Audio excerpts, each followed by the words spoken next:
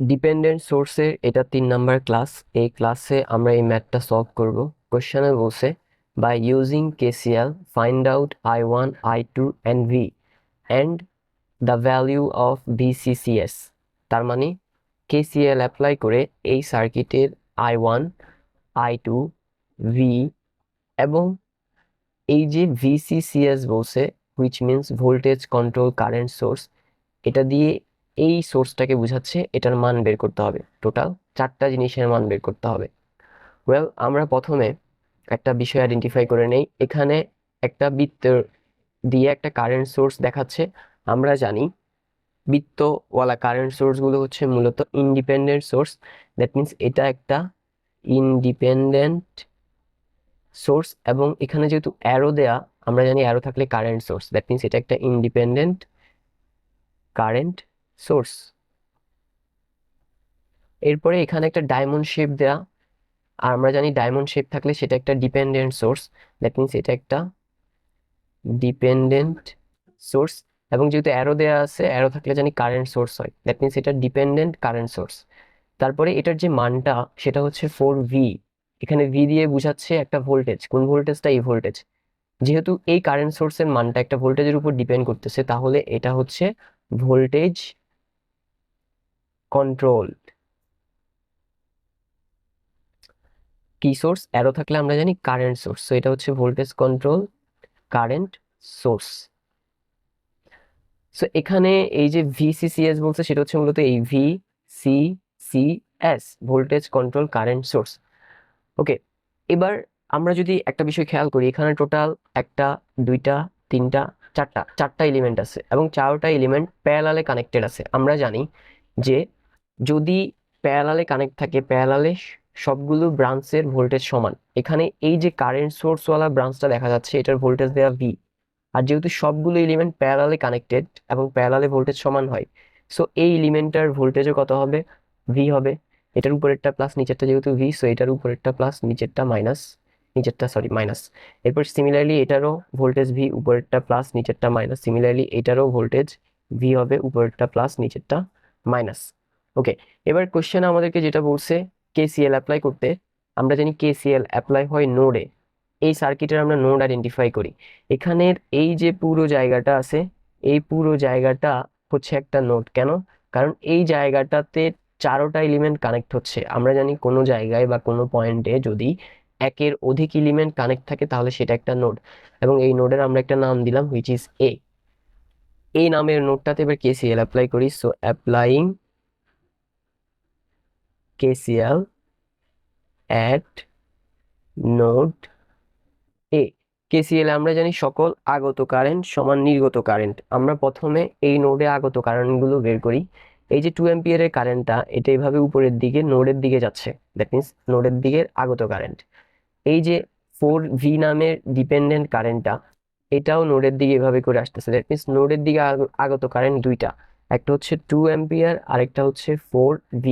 Equal নির্গত current, নির্গত current হচ্ছে দুইটা, একটা হচ্ছে এই যে নোড থেকে I1 নামের কারেন্টটা নির্গত হচ্ছে, আরেকটা হচ্ছে I2 নামের কারেন্টটা নির্গত হচ্ছে। দ্যাট মিনস নির্গত কারেন্ট হচ্ছে I1 আর I2, দুটোটাকে যোগ করে দিলাম। ওকে, এবার 2 + 4V যেভাবে আছে ওভাবেই লিখলাম। I1 হচ্ছে 3 ওহম দিয়ে প্রবাহিত কারেন্ট, রাইট? I1 কারেন্টটা 3 ওহম দিয়ে প্রবাহিত হচ্ছে, এবং এটার ভোল্টেজ হচ্ছে ভি। আমরা জানি কারেন্ট সমান voltage by resistance, so voltage V divided by resistance 3, I1 equal V/3।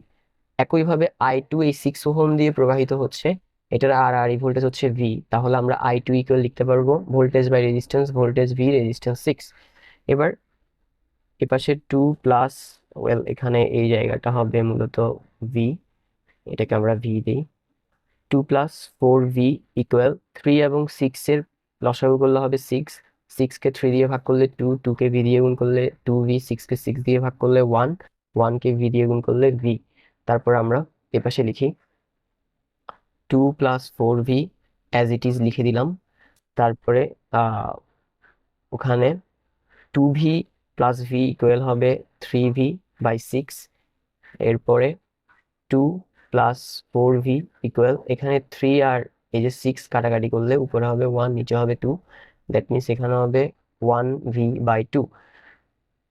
এই 2টাকে এই পাশে গুণ করে দেই, তাহলে এই পাশে গুণ হলে এটা হবে 2 প্লাস 4v, গুণ করে দিলাম, equal v, equal 2 and 2 4, 2 and 4 গুণ করলে হবে 8v plus equal v, again 4 plus 8v, ওই v টা পাশে আসলে minus v equal 0, so 4, 8v থেকে 1v গেলে হচ্ছে 7v ইকুয়াল 0, 4টাকে পাশে পাঠাই তাহলে সেটা মাইনাস হয়ে যাবে, সো -4, 7টাকে পাশে পাঠাই তাহলে সেটা ভাগে যাবে, সো -4/7, এবং এটা আমাদের ভি এর মান বের হয়ে গেল। সো এটা একটা আনসার। এটা যেহেতু ভোল্টেজ, এই যে ভি বের করতে বলছিল, এই ভোল্টেজটা, সেটার মান আসছে -4/7 ভোল্ট। সো এটা আমাদের একটা অ্যান্সার। এবার আমরা I1 বের করি।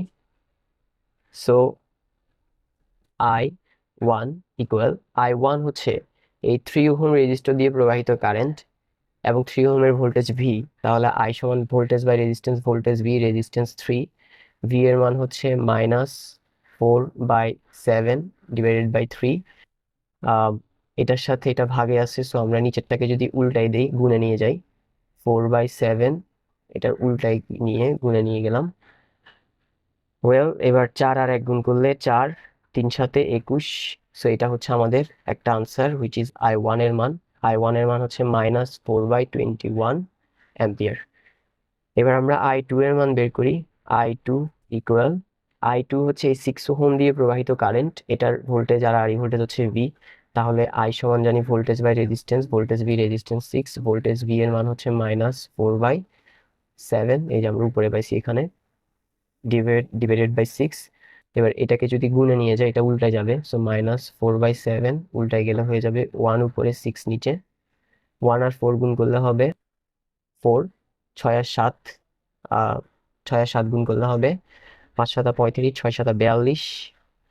এবার এটাকে আই থিঙ্ক আমরা একটু কাটাকাটি করতে পারবো। কাটাকাটি করলে 2 দিয়ে কাটলে এখানে এটা আসবে 2, এটা আসবে কত, 21। সো ইন ফাইনালি আনসারটা আসছে 2/21, এবং এটা যেহেতু একটা কারেন্ট, এটার একক হবে অ্যাম্পিয়ার। সো এটা আমাদের I2 এর মান -2/21 অ্যাম্পিয়ার।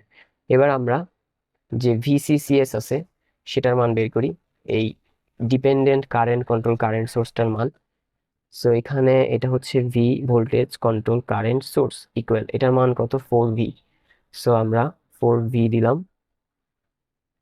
4 তো 4v এর মান হচ্ছে -4/7, সো -4/7 ইকুয়াল, প্লাসে মাইনাসে মাইনাস, 4 4-এ 16/7, দ্যাট মিনস এই কারেন্ট, এটা একটা কারেন্ট সোর্স, রাইট, এই যে কারেন্ট সোর্স, তাহলে কারেন্ট সোর্স যেহেতু একক হবে অ্যাম্পিয়ার।